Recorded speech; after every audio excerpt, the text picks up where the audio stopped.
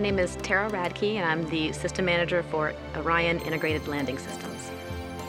So, even though Orion has performed the majority of its mission of taking humans to space and then returning back home, we still have to do the last really important part, slowing down so that they can safely land and be recovered onto the ship and back home.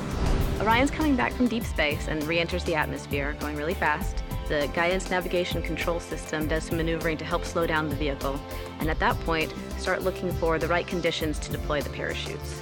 The first parachutes that come out are the 4-bay cover parachutes. They're mortar deployed, so they're fired basically with cannons out the back of the vehicle at 125 feet per second.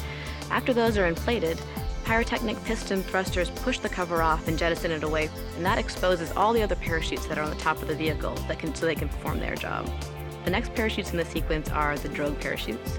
The drogue parachutes, again, are also mortar fired out into the clean air so that they can properly deploy, and they actually open in stages, so they slowly open up so that they don't have a hard force on the vehicle or on the parachutes themselves and damage them. At that point, we actually cut the drogue parachutes so that those parachutes are able to leave, and the next parachutes, the pilot parachutes, are able to deploy at that point.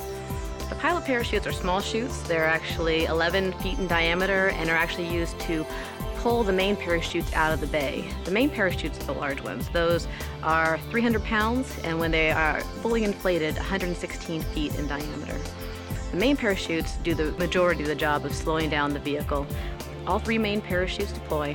They also open in stages to protect the structure and the parachutes and the crew on board. And at that point, slow the vehicle down to about 25 feet per second when it lands in the water. Working in the descent and landing phase is really challenging. You're coming from extreme environments that you've had to go along on the ride the entire way.